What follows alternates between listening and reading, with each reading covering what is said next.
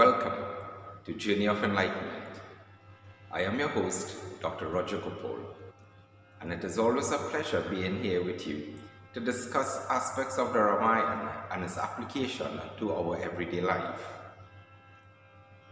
An old sage once told me, he said that peace, mental contentment, is really a state of the mind more than a state of the situation.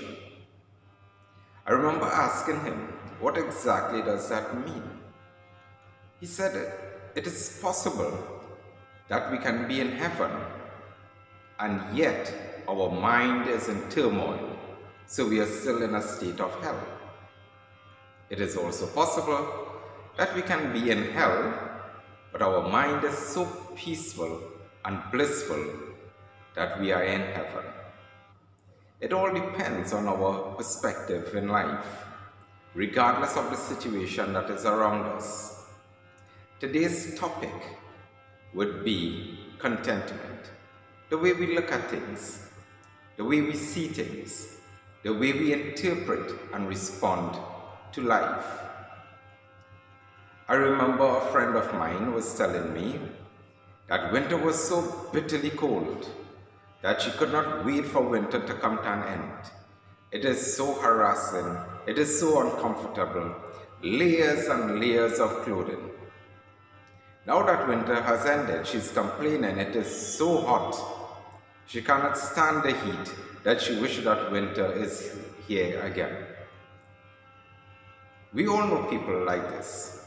We know people who are perpetually looking for the negative aspects of life, and we know people who are perpetually seeing the positives in life. Which is the reality? The reality is all based upon what we see through our mind and not necessarily through our eyes. When we look at a rose, who sees the rose? The rose is red. Is it the eyes? Is it the mind that sees the rose? Is it the intellect interpreting what the mind has consumed in order to see the rose? Who sees the rose? And we may look at the rose and say, what a beautiful rose. It's so glorious in its nature. It brings such a beauty to it. Someone else might look at the rose. Who sees the rose? Is it her eyes? Is it her mind? Is it her intellect? And would the interpretation of the rose be the same as my interpretation of the rose? That other person might look at the same rose and say, oh, I remember when my first boyfriend brought me a rose just like this. Whereas I might look at the rose and say, this would look beautiful in my rose garden. It all depends on our perspective. In the Ramayana, we know that Shri Ram had to leave Ayodhya. He was about to journey into exile for 14 years in the forest. Everyone encouraged Sita to remain back in Ayodhya, in the safety of the palace. But she would have none of it. Sita Mata was committed to going with Shri Ram and accompanying him on his journey. In fact, when she was reminded that the forest was filled with beasts, no huts, no clothing, no food. For a princess, this was very strange. But her response in Ayodhya Khan was one that taught us a lesson for thousands of years later on. She said to those who were encouraging her to remain back. Quote, "Birds and beasts will be my kindred, my city and the bark of trees, my spotless robes, and a hut of leaves in the company of my husband will be as comfortable as the abode of gods." The immortal words of Sita Mata.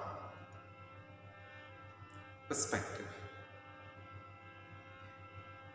What Sita Mata did, let's take a deeper look at it. The first thing that she addressed was the beast of the fields. These ferocious animals that roam the forest. One could argue that it is a perspective of fear if they look at it from that particular angle. Sita could have selected fear in the way that she interpreted her situation, but rather she converted fear into friendship. The beasts of the field would now be her kindred, her friends, her company. She would enjoy being around them. She would gaze upon their beauty as they roamed the forest. She would find solace in the birds that whistle or in the deer that prance. What perspective would you have taken?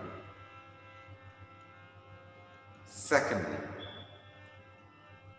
Sita Mata was a princess that wore most likely a beautiful crown. The most expensive robes and cloth would be given to her, adorned with the most exquisite jewelry. She was leaving all this behind. She was willing to convert the concept of lack into the concept of contentment. She said that the bark of the trees would be her spotless robes. How many times do we go about life looking at what we have and what we don't have? And many a times we tend to focus heavily on what we don't have. Why don't I have a better job? Why don't I have these new opportunities in my life? Why don't I have more money? Why can't I not buy a better car? Why can't I not buy a better home? And we complain about what we don't have versus being happy, thankful with what we do have. It doesn't mean that we should not pursue or we should not aspire for greater things in life, but it definitely means that we should appreciate what we have, cherish it. Another interesting aspect of the immortal words of Sita Mata is that she was willing to live in a hut of leaves in the company of her husband and considered it as comfortable as the abode of the gods. Can we convert sorrow into joy? And the answer is yes, we can. How? It is simply choosing what our emotions are. One might say, is it even possible for us to choose an emotion? And the answer is yes. We choose our emotions by the thought processes that flow through our minds every single second of every single day. Sita Mata chose the emotion of joy, the emotion of peace, the emotion of contentment. Rather than complain about leaving a palace with servants, nevertheless, with all the comforts of the best bed that would be offered to a princess. She was willing to happily live in a hut of leaves once it was in the company of Shri. There are three important lessons that we learned from Sita Mata here. One is that we can, based upon the perspective that we choose, we can convert lack into contentment, fear into courage and friendship, and sorrow into joy. It all depends on what we choose to see. In life, no one promises that everything will be easy. In fact, many of us may face very difficult challenges. Sometimes those challenges can be in the form of health issues, maybe the loss of a loved one. Perhaps it might be finances. Nevertheless, whatever those challenges are, it is not for any one of us to judge who is going through more problems than the next. Or, yes, things are bad with me, but it is worse for somebody else, so I should feel good. That is not a perspective that we wish to take. How then should we face this? We face this by simply looking at the truth of our situation and what is the best we can make of that situation. In Sita Mata's case, there's one common golden thread between the perspective of fear and friendship, lack and contentment, sorrow and joy. This common thread, this commonality that exists, was her willingness to remove a negative point of view and replace it with a positive point of view. I know many of us talk about positive thinking and the value of positive thinking and how positive thinking works. What I'm speaking about today, that conversion from negative to positive, from fear to friendship, from lack to contentment, from sorrow to joy, it's not just about positive thinking. Many a times we may address positive thinking from a superficial level, from a surface level, meaning that yes, today will be a good day. But internally, we are still suffering from discouragement, from loneliness, from depression. So we are saying these nice words just with our lip, but it is not penetrating the deeper subconscious levels of the mind. In Sita Mata's case, it was not just simply at a surface level or superficial level, but her words were penetrating deeper into her thought system that created a new thought structure, a new knowledge construct, which means that she was actually processing in her mind, in her psyche, what her new life would be and her acceptance of that new life. It is not an easy process, but it is not a hopeless process. The beauty with going through any difficulty in life is that although it might be difficult, there is hope once we're able to think through this process properly. A friend of mine, about 72 years old, we'll call him Jim, visited last few months back. And as we sat down to have a conversation, I can see from the look on his face that he felt as though the sky had fallen. I could not help but ask Jim what was the matter. And his response to me, what is not the matter?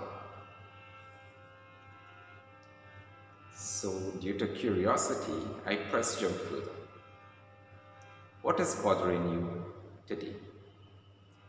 He looked at me, he said, what is bothering me today has been bothering me for the past few years. What is the point of my life now? What is the purpose of my life at this stage? I have lost everything. So I said, Jim, what did you lose? He said, I am now retired. I have no daily goals anymore. I have no purpose for getting out of bed. What do I do with my life at this stage? I said, is that all that is bothering you, Jim? He looked at me again, and I can see the pain in his eyes. And Jim answered, I am lonely. My wife passed away so many years ago. My children are all grown up. They live their own lives, and rightly so. But now, I am lonely. I asked Jim, I said, tell me, is there something in your life that you wanted to do that you never did before, or that you did not fulfill? And he said, well, actually, yes. I've always wanted to write a book. So I said, and Jim, what is keeping you back now? He said, actually, nothing. I said, what else, Jim? What else would you like to do in life? He said, I wanted to travel to certain places, just to see it. I said, and you have the finances, so why don't you? He paused. He said, yes, why don't I? Why don't I do it? I said, Jim, are you restricted from seeing your children, grandchildren? He said, no, I go anytime that I wish. They love to have me there. So I said, okay, Jim, let's look at the truth of your situation. You are alone, but you are not lonely. You have friends. You have your children who loves you dearly. You have your grandchildren who adore you. So you might be alone, but are you really lonely? And he looked at me and he said, no, I'm not lonely, despite the fact that I'm alone. I then asked him, I said, do you really think that life is over after retirement? He said, Roger, I thought it was, but truly there is so much for me to do in life if I just make up my mind to get it done. From what I understand, he is preparing to take his nice long trip with his family, and he started his book. It is all about what perspective we take in life.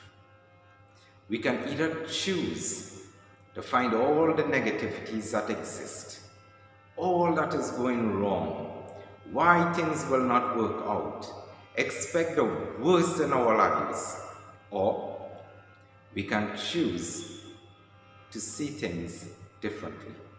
That yes, life is difficult, but life is not hopeless. That yes, things may not go our way today or as we want it to be right now, but it doesn't mean that life will not be better for us tomorrow. We may lack certain things in our lives at this stage, but why not be happy with what we have while we also embrace the joy in working for what we want? We need to change this mindset from negativity to positivity, not based only on a superficial level, not based simply on the surface level, but sink it deep into our subconscious state, where we now build a mental construct of positive living, and not just simply positive thinking. Thank you once again for joining me on Journey of Enlightenment, and I look forward to seeing you in our next episode. Thank you.